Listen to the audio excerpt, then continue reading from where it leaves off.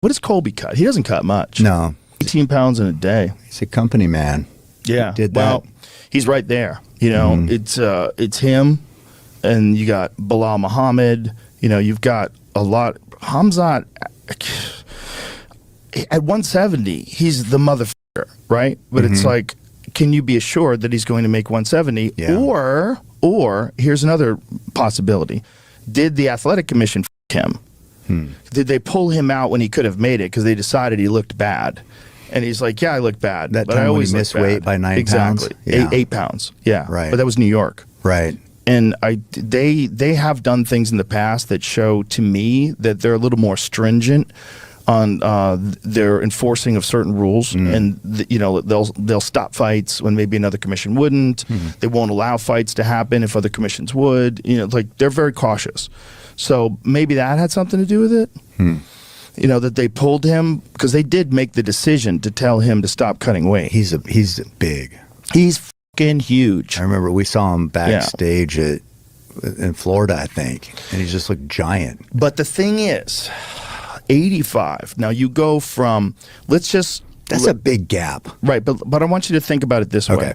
Think about Colby, the size of Colby, and then I want you to think that if the next one up from Colby is Alex Pereira. That's a big man.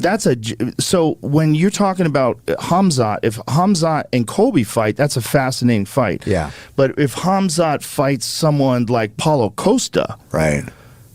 Now you're dealing with a totally different size human. Different. It's a totally different size human. So yeah, Colby. So as big as Khamzat is, like Right. if he can make that 170, and I don't know that he couldn't have made it. You know, the thing is, like, if they can say you look too sick, you look like shit, but everybody looks like that if they check in on you. If you're going to cut a big weight cut, but if they know how to do it, they do it. And I don't think he missed weight any other time. Google that. Find out if that's correct, because I do not believe he missed weight. I know he fought Gerald Mearshart at 185 pounds, and he knocked him out in one round. He fought Kevin Holland at a catch weight of 180, and the other fights, I believe he made 170. Maybe he had one other fight, 185. I think maybe it was his first fight in the UFC. Might have been 185. But what? Oh, he fought that. Who was that? Remember, he was talking to Dana. Yes. What weight was that? That was 170. Okay. That was the Leech Right. Leong. Yeah, Right. that was wild. That you was. want to talk about like levels above when someone can carry you over to the boss Yeah. and then fuck you up. Talking Shit. I kill everyone. Yeah. I kill everyone. That- But you're not going to do that to Paulo Costa. That's No. my point. Right. Like you're talking about a totally different size human Right, being. I get it. Yeah. Totally different thing. It's like that gap is too big, in my opinion. I think there's 10 pounds. I Yeah. think it should be 75, 85, all the way up. Well, 65? Yeah. 75, 85? Yeah, 55, 65, 75. It totally makes sense. Yeah.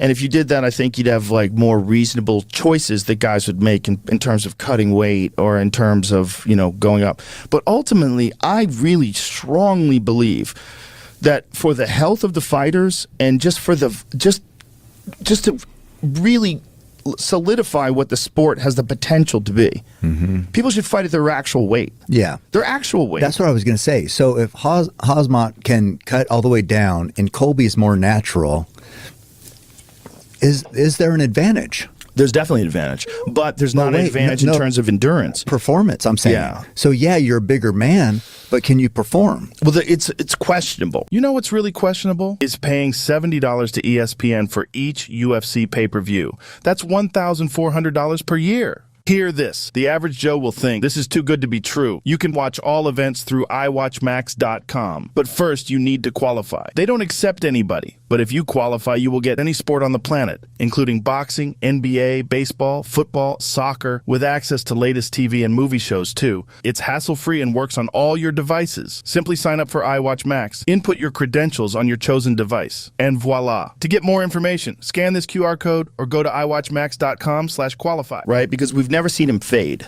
He's got incredible endurance because he fought that fight with Gilbert.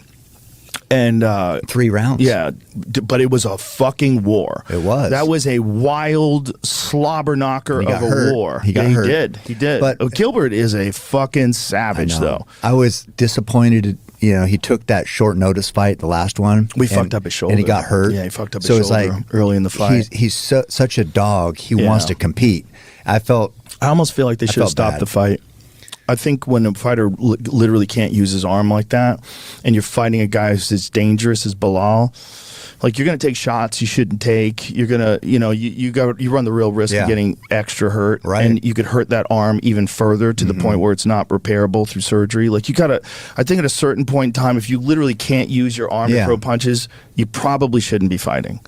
And it's a hard pill to swallow, hard to watch. But you're probably going to lose anyway because he was so diminished. It was hard to watch. It was hard for him to move. You could see like his movement was compromised too. Whatever was fucked up with his shoulder, he couldn't do anything with that left arm. Yeah. And hopefully he gets surgery or whatever, rehabs it or gets stem cells and fixes it. But it's that weird thing where maybe he could still win. Maybe he could land the head kick. Maybe he could take him down and get him in a triangle or something like that. You never know.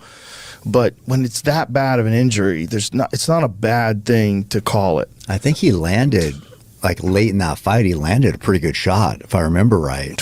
He probably like in agony while he's doing something. Probably. Like that, What's your prediction on Leon Colby? That's a great fight. Leon is so goddamn you want me to tell you what's going to happen? On the feet. Tell me. Colby. Yeah, well, you're his friend. Listen, Leon's so dangerous. Yeah. And the fact that Kamaru couldn't take him down in the last fight, that was a big deal. Yeah, but okay, so how about this? So Kamaru gets KO'd. Mm-hmm. That obviously gives Leon confidence, but for sure. Also, no matter who wants to admit it, that has to affect the confidence of Kamaru. He's a human being. He's a human being. Right. Yeah. So it's like, that is such a crazy that one moment, the fight was pretty much over. That one shot changed the trajectory of everything. Yep. And it changed the way Kamaru fought in the second fight. He was a little bit more cautious. And Leon was at home. He had more confidence. Yep. He was like, I don't know. I just was thinking that one kick, changes everything. Well, that's a guy like Leon. Like, you can never. That was the 5th round that he landed that. Wasn't it late? It was late in the 5th round. I believe there was only like a minute left to go in the fight or something crazy like that. But the thing about Leon is you can never sleep. He's so sharp. His striking, like, he's one of the most impressive guys I've ever seen hit the pads. Yeah, but the pressure of Colby, come on now. Yeah. No, it's incredible pressure.